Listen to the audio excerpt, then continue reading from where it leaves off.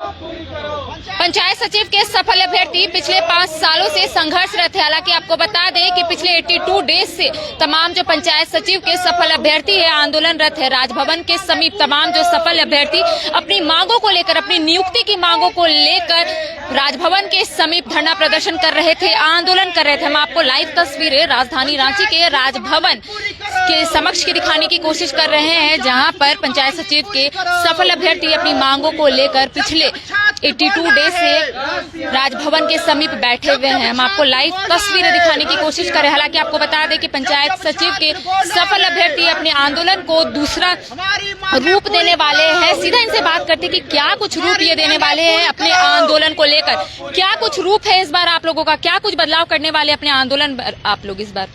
देखिए, हमारा आंदोलन का आज 82वां दिन है। 82 दिन तक लगातार हम लोग धरने पे बैठे हुए हैं और लगातार इस 82 दिन में हम लोगों ने वो हर सफल कारनामे करके देखे हैं जिससे हमारी नियुक्ति कराई जा सकती थी। तमाम मंत्रियों से मिले, तमाम नेताओं से मिले, तमाम विधायक से मिले, तमाम अधिकारियों से मिले।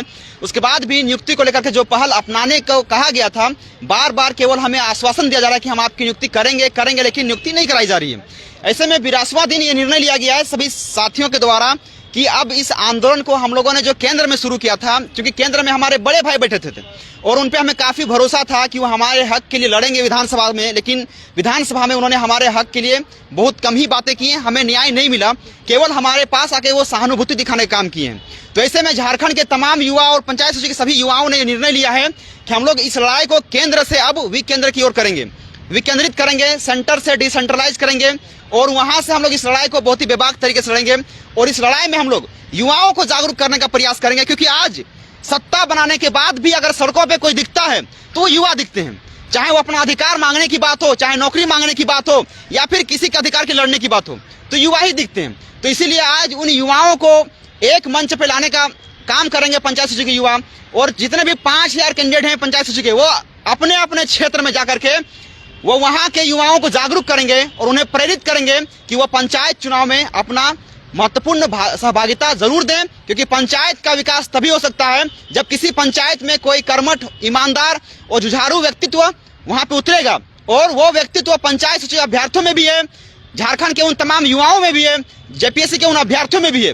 तो तमाम लोग अब डिसेंटर की ओर जा रहे हैं, विकेंद्रीकृत होंगे और वहां से पंचायती राज के विकास में अपना महत्वपूर्ण योगदान देंगे, ताकि आने वाले समय में वो सशक्त झारखंड का जो परिकल्पना हमारे वीर सिद्धू कान्हू, वीर चांद भैरव, बिरसा भगवान ने देखा है, उनको पूरा किया जा सके। और इसी के लिए हम लोग इस लड़ाई को विकेंद्रीकृत कर रहे हैं। और जैसे कि सबको पता है कि इस लड़ाई को विकेंद्रीकृत करने का क्या कारण है। झारखंड का अगर बात करेंगे तो 264 प्रखंड है, लेकिन उस प्रखंड में युवा एक भी कोई ऐसा प्रखंड नहीं होगा जहां पे युवा को रोजगार मिला होगा, मतलब कि नए सरकार के आने के बाद भी और पुराने सरकार में भी।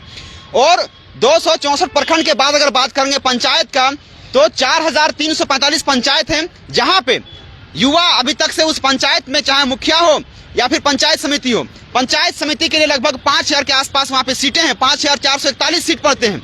लेकिन वहां भी पंचायत समिति का अभ्यर्थी जो है, मतलब कि जो कैंडिडेट बनेंगे वह युवा नहीं बनते हैं, बल्कि बुजुर्ग रहते हैं। और बुजुर्गों की सूझ बूझ हम लोगों ने देख लिया है, बुजुर्गों को चुन करके देख लिया है।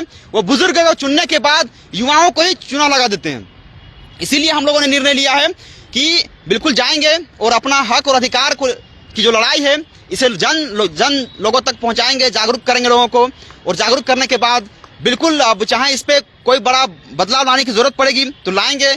हम लोगों का ये रूपरेखा तैयार हो चुका है कि हम लोग 14 अप्रैल से इस यात्रा की शुरुआत हजारीबाग जिले से करेंगे।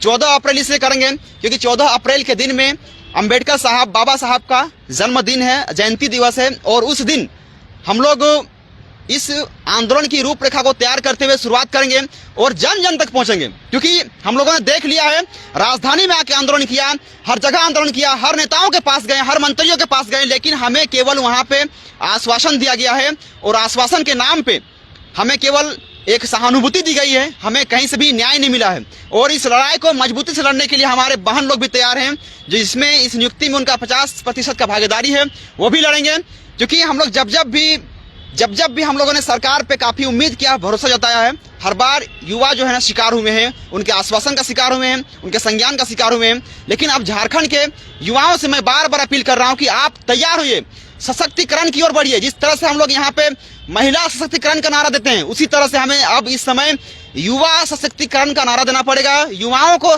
सशक्तिकरण करना पड़ेगा। क्योंकि ये जानिए कि ये सरकार तो आपको रोजगार देने से रही है, लगातार आप कितनों भी आंदोलन करो, मैंने हमारे टीम ने जिस तरह से यहाँ पे अपनी हक को और अपनी जायज मांग को लेने के लिए यहाँ पे लड़े, तो उसमें लड़ने की जरूरत थी ही नहीं, लेकिन उसके बाद भी लड़े। उसके बाद भी सरकार ये कह के हमें वहां से दरकिनार करती गई कि ये बीजेपी के आदमी हैं, ये अदर स्टेट के आदमी हैं, ये मनुवादी हैं, ये दिस डेट फलना ढेकना वाला बहुत सारे बातें की हैं। तो बिल्कुल मैं आप लोगों को ये बोलना चाहूंगा कि अब समय आ चुका है कि अगर युवा पंचायत में, अगर पंचायत राज का विकास में अगर युवा अपनी सहभागिता देंगे, अगर उसको विकास करने में अपना मजबूती प्रदान करेंगे, तो निश्चय ही झारखंड को जिस परिकल्पना के साथ अलग किया गया था वो राज्य बनेगा, फलेगा, फूलेगा और अंततः युवा को ही सत्ता में आना पड़ेगा यहाँ पे, ताकि वो सरकार को, जो अभी वर्तमान सरकार हो या फिर पूर्ववर्ती सरकार हो, जितने भी सरकारें आए हैं उन्होंने शासन कम किया है और शोषण ज्यादा किया है। और सबसे ज्यादा अगर पीड़ित कोई वर्ग है तो वो युवा वर्ग है। ऑन रिकॉर्ड माननीय मुख्यमंत्री ये कहते हैं जगह जगह में कि हम हर एक चुनावी सभा में बोलते हैं, बड़ा बड़ा जनसभा लगता है, वहां बोलते हैं कि हम नियुक्ति करेंगे, बहुत सारा बहाली लाएंगे, वैकेंसी लाएंगे, सरकारी नौकरी देंगे, 2 साल में 5 लाख सरकारी नौकरी देंगे। लेकिन जब फिर विधानसभा में बोलने की बारी आती है तो बोलते हैं मैंने सरकारी नौकरी कभी कहा ही नहीं है, मैंने तो रोजगार का बात कहा है। और रोजगार कहाँ से मिलेगा? ना मुर्गी बेचिए, अंडा बेचिए, सब्जी बेचिए, मछली पालिए, वो रोजगार का स्रोत है, आप वो करें। मतलब कि जिसको जिस उद्देश्य के साथ सत्ता में बैठाया गया है वो उद्देश्य धूमिल हो चुका है, हमारी परिकल्पनाएं खत्म हो चुकी है। अपने में उनके आप मैनिफेस्टो को उठा कर देखिएगा तो एक भी किसी भी मैनिफेस्टो में जितने भी वादे किए गए, चाहे कांग्रेस हो, चाहे जेएमएम हो, चाहे पूर्ववर्ती सरकार बीजेपी हो, सब लोगों ने लगातार यहाँ के युवाओं के साथ जिस तरह का कुठाराघात किया है, यहाँ के युवा उसे भूलेंगे नहीं। और इसलिए हम लोगों ने इस मूवमेंट को एक नया तर्ज दिया है, एक नया पहल दिया है और ये केंद्र से अब विकेंद्रीकृत करेंगे और उम्मीद करते हैं कि हम लोगों को इसमें काफी ज्यादा जन समर्थन मिलेगा और जन जागरूकता करने में हमारे युवाओं का भी समर्थन मिलेगा। आप लोगों का ये जो रूपरेखा बदला है आंदोलन का, इसकी क्या जरूरत पड़ी? क्योंकि आप लोग तो लगातार कई मंत्री विधायक से मिल रहे थे, लेकिन ये रूपरेखा क्यों बदला गया? रूपरेखा बदलने का प्रथम कारण तो यह है कि सरकार निरंकुश हो चुकी है, सरकार बहरी हो चुकी है। हमने तमाम मंत्रियों से मिला, मुख्यमंत्री जी से सिर्फ मुलाकात नहीं हो पाई, तमाम विधायकों को हमने ज्ञापन सौंपा है। सरकार के कान में जूं नहीं रेंग रही है, सरकार हमारी अहमियत को नहीं समझ रही है।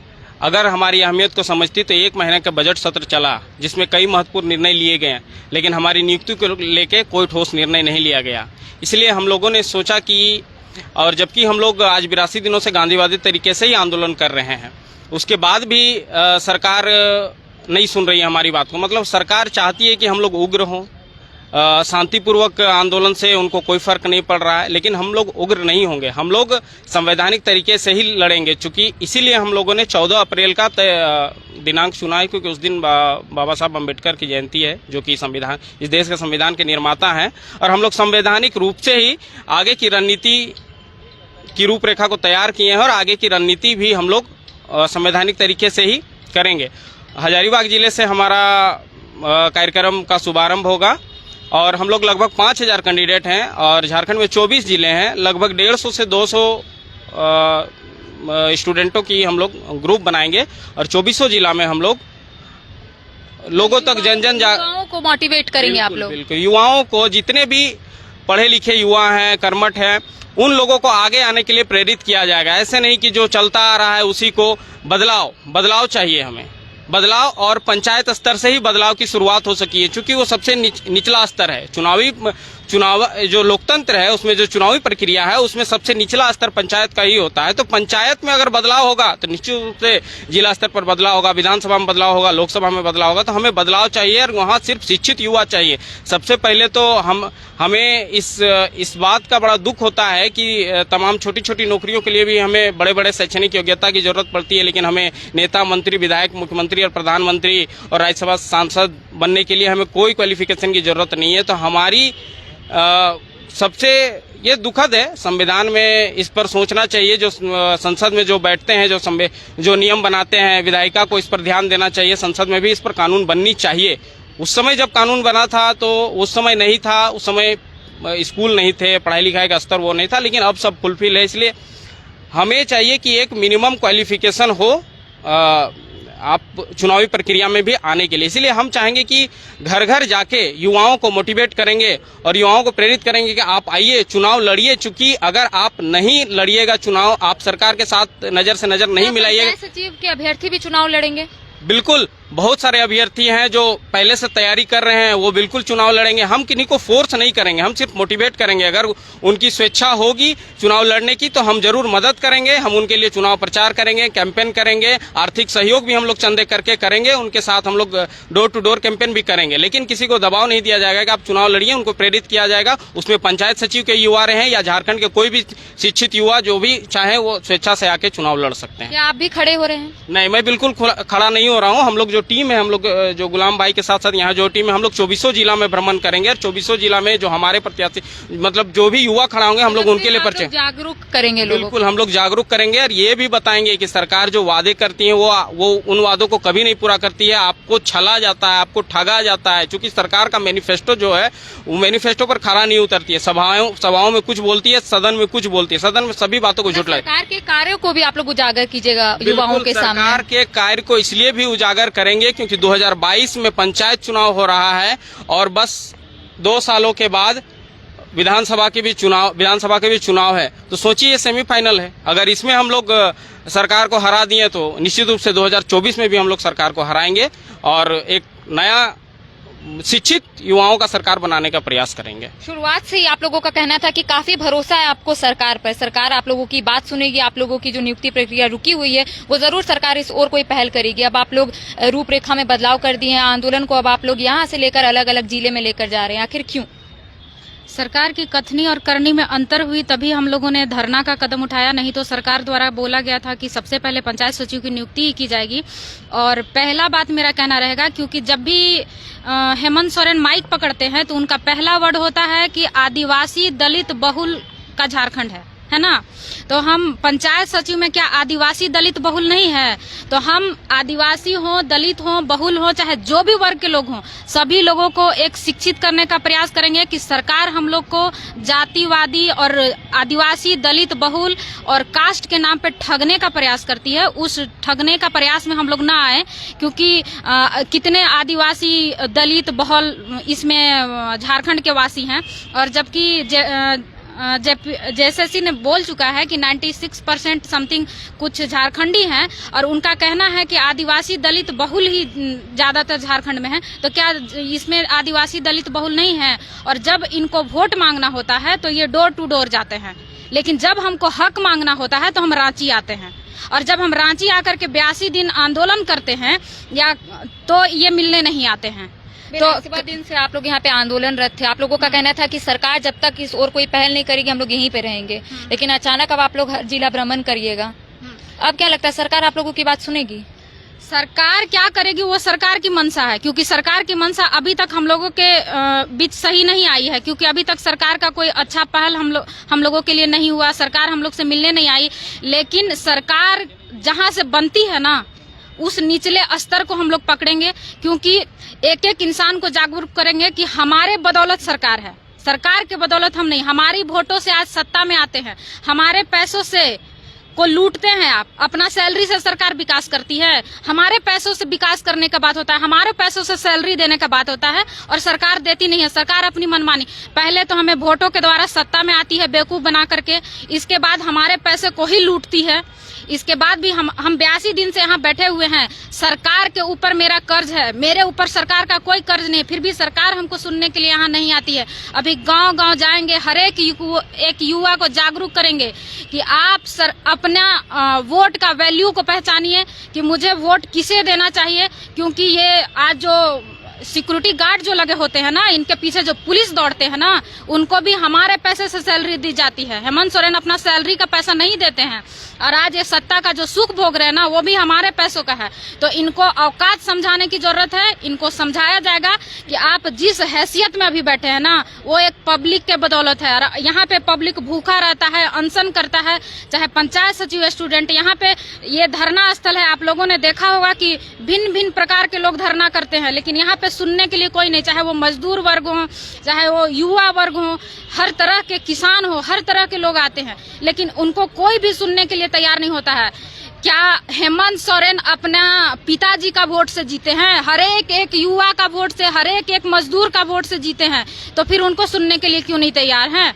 तो इसलिए हम जन जागरण का चला रहे हैं। और जैसा कि आपने पूछा था ना कि पंचायत सचिव एक स्टूडेंट चुनाव लड़ेगा, पंचायत सचिव स्टूडेंट जन जागरण करेगा, चोर बनेगा, डकैत बनेगा, ठीक है? क्योंकि इस प्रकार सरकार ने मजबूर कर दिया है ना कि पंचायत सचिव स्टूडेंट कुछ भी कर सकता है, कुछ भी। क्योंकि हम हैं, हमारे जैसे 5000 स्टूडेंट है। आप मेरे से पूछेंगे पंचायत सचिव स्टूडेंट चुनाव लड़ सकता है, हम उसका गारंटी नहीं ले सकते ना। हम जन जागरण का अभियान करेंगे। कितने ऐसे स्टूडेंट हैं जो इस चीज को लेकर के सदमे में चला गया है, इस चीज को लेकर के डिप्रेशन में चला गया है, वो किसी को जान भी मार सकता है।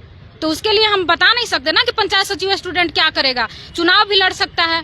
किन्हीं लोगों का एज पार हो चुका है, 38+ है, 40+ है, 45+ है, जिसकी आखिरी वैकेंसी थी, आखिरी उम्मीद थी, तो वो चुनाव लड़ेगा।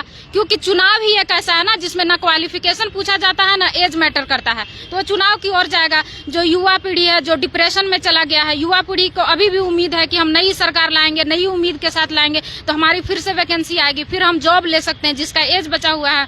जो लोग डिप्रेशन में चले गए हैं, जिसकी फैमिली की हालत सही नहीं है, शायद वो डिप्रेशन में आकर के किसी को जान भी मार सकते हैं, लूटपाट मचा सकते हैं, कोई गलत कदम उठा सकते हैं। तो उसके लिए हम ये नहीं बता सकते कि पंचायत सचिव स्टूडेंट क्या करेगा, लेकिन हम लोग जितना भी यहाँ पे हैं, वो जैसा कि पहले आपको बताया गया कि 14 अप्रैल से बाबा भीमराव अंबेडकर का जन्म जयंती है, तो और उनको संविधान का निर्माता कहा जाता है। तो वो संवैधानिक तरीके से हम लोगों को जागरूक करेंगे और घर घर जा करके हम लोग समझाएंगे कि अपने वोटों का वैल्यू को समझिए। इस तरीके का सरकार सुनिए कि जिस तरीके के वोट मांगने के लिए सरकार आपके द्वार आती है ना, उस तरीके से आपका बातों को सुनने के लिए, आपके दुखों को समझने के लिए भी आपके द्वार आए, ना कि आप रांची जाएं पैसे लगा करके, फिर अपना पैसा से खाएं, भूख हड़ताल करें, तरह तरह के नौटंकी करें, नुक्कड़ नाटक सरकार को बुलाने के लिए, और फिर भी सरकार ना आए। ऐसी सरकार को न चुने।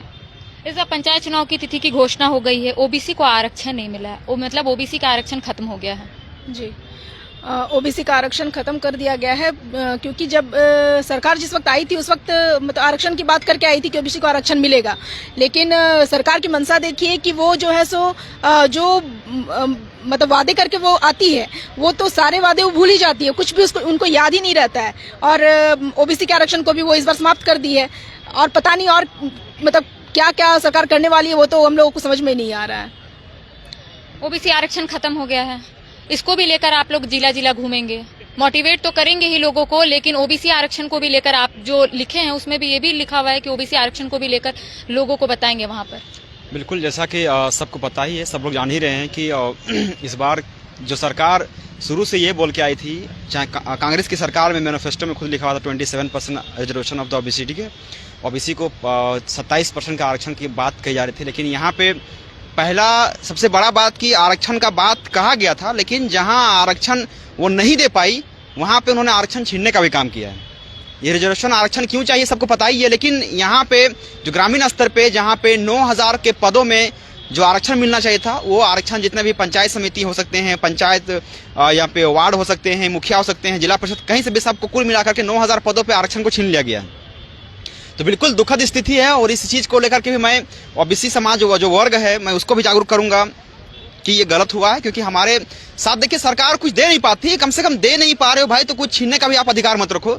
सरकार के पास खुद नीति नियम बनाने का अधिकार है, लेकिन वो अगर वो इस तरह का नीति नियम अधिकार बनाए जो यहाँ के जनहित की जन भावना के मतलब की नजरअंदाज करते हुए अगर बनाया जाएगा, तो जाहिर सी बात है कि झारखंड के लोग हों, चाहे युवा हों, कोई भी हो, निराश होंगे। और बिल्कुल इस निराशा का असर जो है ना, उन्हें पंचायत चुनाव में एक प्रतिनिधि के तौर पे तो दिखेगा ही दिखेगा, लेकिन उसके बाद भी इन्हें बहुत बड़ा खामियाजा भुगतना पड़ सकता है। क्योंकि देखिए, आरक्षण पर आलमगीर आलम ने कहा है कि कोई भी व्यक्ति ठगा नहीं जाएगा, जो आरक्षण था वो चुनाव के बाद विचार विमर्श करेंगे इस पर। जब आरक्षण के आधार पे वो चुनाव लड़ ही नहीं सकता, तो बाद में घंटा हम लोग क्या करेंगे वहां पे चुन के? बाद में आरक्षण हमें क्यों मिलेगा? रेस का स्टार्टिंग लाइन 1 करो, फिर हमें आरक्षण नहीं मिलना नहीं चाहिए। लेकिन जब वहां पे अब जब दौड़ ही शुरू हो चुका है और पहले से ही 2 किलोमीटर पहले ही कोई पहुंच चुका है, कोई 1 किलोमीटर में है, तो फिर वहां पे हमें आरक्षण चाहिए ही चाहिए। उस चीज को समझते हुए वहां पर आरक्षण चाहिए। और जैसे आलमगीर साहब ने कहा आरक्षण के बारे में जितना बड़ा बयान दिया, तो इलेक्शन के बाद हम क्या करेंगे? आरक्षण का घर में आचार करेंगे, या फिर वो कुछ करेंगे, तो उनको थोड़ा सा पूछिएगा आप लोग कि इलेक्शन के बाद आरक्षण का क्यों जरूरत पड़ता है। मतलब सारा एग्जाम खत्म होने के बाद बोलेंगे कि भैया मैं आरक्षण के बारे में सोचूंगा आपके बारे में। तो ये कुछ नहीं, युवाओं को हो चाहे पब्लिक को हो दिग्भ्रमित करने का काम कर रहे हैं। 27% इनके कथनी और करनी में बहुत अंतर, बिल्कुल बहुत अंतर दिख रहा है यहाँ पे। पब्लिक को हम लोग अवेयर करेंगे हर चीज में। देखिए उनका मैनिफेस्टो में जो भी है, मैं सिर्फ एजुकेशन का बात नहीं करूंगा, जो भी मैनिफेस्टो में था वो मैं लोगों को बताऊंगा, मेरा टीम बताएगा। साथ ही साथ एक युवा वर्ग का टीम हम लोग खड़ा भी करेंगे, क्योंकि जहां तक बता रहे हैं कि सिंपल सा बात बोल रहे हैं, अभी भी हम अल्टीमेटम दे रहे हैं कि सरकार के पास अभी भी समय है। 24 अप्रैल को पंचायत राज दिवस है। अगर उस दिन तक भी अगर सरकार के पास बुद्धि नहीं पहुंची तो फिर झारखंड के वो क्रांतिकारी युवा क्या कर सकते हैं ये खुद नहीं जानते सरकार। क्योंकि इतना ज्यादा हम लोग भी त्रस्त हो चुके हैं इस सरकार में, इतना ज्यादा आंदोलन कर चुके हैं। सरकार को भी लगता होगा कि वो लोग मुझे देखते हैं, क्योंकि मैं उसी सरकार के साथ काम भी कर रहा था। पिछला साल जेएमएम के साथ मैंने बहुत लंबे समय तक काम भी किया था। तो उनको अगर ये लग रहा है ना कि ये वही बच्चा है जो उस समय हमारे साथ बूथ एजेंट बना हुआ था और वो काम किया था, तो ये क्या कर सकता है। लेकिन इसके जैसा बूथ एजेंट बहुत कोई बना हुआ है और वो सब ठगे हुए महसूस कर रहे हैं, सब पढ़े लिखे युवा वर्ग हैं। एक बहुत महत्वपूर्ण सवाल कि अब कितना भरोसा है सरकार पर, एक आखिरी सवाल, कितना भरोसा है? क्योंकि बहुत दिन से आप लोग यहाँ पे आंदोलन कर रहे हैं, या फिर बात कर ले 5 साल से आप लोग संघर्षरत है, अब कितना भरोसा है सरकार पर? देखिए भरोसे का जो बात आया है ना, सिंपल सा बात कहा गया है कि इन लोगों ने जितना बार वादा किया है, हर एक बार अपने वादे को तोड़ दिया है। तो भरोसा हम नहीं कर सकते हैं ज्यादा, क्योंकि एक बार थोड़ी ना, कम से कम 10 बार मुझे खुद आश्वासन मिला है। तो अगर मैं बात करूंगा प्रदेश के सबसे वजीर आला, अगर बात करेंगे माननीय मुख्यमंत्री साहब का, एक मुखिया हैं, और सब मुखिया के बाद भी सबसे बड़ी बात तो कि वो एक आदिवासी समाज से आते हैं। और मैंने जहाँ पे मैं रहा हूँ वहाँ पे ये कहा गया है, देखता हूँ मैं आदिवासी समाज में, मैंने जब देखा है वहाँ पे, तो उन लोग का एक ही हमेशा नारा था कि प्राण जाए पर वचन न जाए। लेकिन यहाँ पे इनका वचन चल जाए लेकिन प्राण, प्रतिष्ठा और क्या बोलते हैं ना, अपना सत्ता बचना चाहिए। वचन गई तेल लेने, वचन से कोई मतलब नहीं। तो बिल्कुल ये लोग रंग बदलने वाले लोग हैं, इन पे हम भरोसा करना, मैं बहुत दिनों तक भरोसा किया, 82 दिन तक मैंने तात्कालिक भरोसा किया है। 2.5 साल से मैंने भरोसा किया इस सरकार पे कि हमारे लिए करेंगे, उसके बाद भी नहीं कर रहे हैं। कई विधायक मंत्री ने भी कहा था कि आप लोगों की जो मांग है वो जायज है, लेकिन मांग क्यों नहीं पूरी हुई? वही तो पूछना है सरकार से। बड़ा अजीब सा सवाल है। जैसे आपने भरोसे वाली जो बात कही ना, मुझे उस पर भी हंसी आ रही है कि कैसे भरोसा करें। सरकार एक और कह रही है कि हम आपको नियुक्त करना चाहते हैं। परसों जो है टीजीटी को लेकर के, पीआरटी वाले स्टूडेंट को लेकर के जजमेंट आया हुआ है कि उनकी नियुक्ति आप करा सकते हैं, आपको कराना ही होगा, बाध्य किया गया है। लेकिन उसके बाद भी कितनी बेशरम सरकार है कि सुप्रीम कोर्ट में एसएलपी दायर किया गया है कि हम इनकी नियुक्ति को खारिज करना चाहते हैं। तो मतलब कि एक तरफ वो बोल रही है, नेता लोग बोल रहे हैं कि हम नियुक्ति करेंगे, वहीं विभाग में अगर बात करेंगे तो प्रक्रियाएं रद्द करने की ओर चल रही है। अगर बात करेंगे कोर्ट में, तो कोर्ट में ये लोग अलग से अपना प्रोटेक्शन के लिए वहां पे कोई फाइल कर रहे हैं, एसएलपी लगा रहे हैं, कोई आईए कर रहे हैं, ताकि मतलब कि खुद को डिफेंस कर दे। तो मतलब कि इनकी कथनी और करनी में बिल्कुल भी हमें जमीन आसमान का फर्क दिख रहा है। भरोसे के काबिल तो सरकार नहीं है। और इसी चीज को तो मुझे बताना है पब्लिक को ना कि कितना दोगली सरकार है ये। चाहे वो जेएमएम का बात करें या फिर कांग्रेस का बात करें, हमारे मुंह में बहुत अच्छे बात करेंगे, मीठे बात करेंगे, मुंह में राम और बगल में छुरी वाला काम करेंगे, तो बिल्कुल लोगों को बताएंगे। और मैं जिस समाज से हूँ वो समाज मुझे भी जानता है। मैं सभी साथियों को फिर से बोलूंगा, युवा जो होता है या फिर अभ्यर्थी होता है, सबसे बड़ा उसका धर्म होता है स्टूडेंट का। तो सभी युवाओं से मैं अपील करूंगा कि अपने धर्म को पहचानिए। आपका धर्म अभ्यर्थी है, विद्यार्थी का धर्म है, और आपकी धर्म है कि आपको नियुक्ति लेना है, आपका धर्म है कि आपको जॉब लेना है, आपका धर्म है कि आप रोजगार पाइए। आप समाज को जाति, धर्म और स्थान या फिर भाषा के आधार पे मत बांटिए और ना बंटने का काम कीजिए। हमें एक मजबूती के साथ पंचायत में युवाओं का राज कैसे हो, इसके लिए हम लोग एक नया अभियान का शुरुआत कर रहे हैं। 14 अप्रैल से सभी साथियों से आग्रह कर रहे हैं कि आप जरूर उस समय हमारा सहयोग करें, कोऑपरेट करें, ताकि हम वहाँ पे अपनी कामों को बखूबी तौर पर अंजाम दे सकें। जाहिर सी बात है, पंचायत सचिव के सफल अभ्यर्थी पिछले 5 सालों से अपनी नियुक्ति की मांग को लेकर संघर्षरत है। हालांकि आपको बता दें कि पिछले कई दिनों से पंचायत सचिव के सफल अभ्यर्थी अपनी मांगों को लेकर राजभवन के समीप धरना प्रदर्शन कर रहे थे, आंदोलनरत थे। हालांकि आपको बता दें कि कई विधायक, कई मंत्रियों से उन्होंने मुलाकात की और अपनी समस्याओं से अवगत कराया। लेकिन आज आपने सुना कि इनका कहना है कि अब ये लोग आंदोलन नहीं बल्कि झारखंड के कई जिलों में भ्रमण करेंगे और युवाओं को बताएंगे, युवाओं से जुड़ेंगे और युवाओं को बताएंगे कि सरकार के कथनी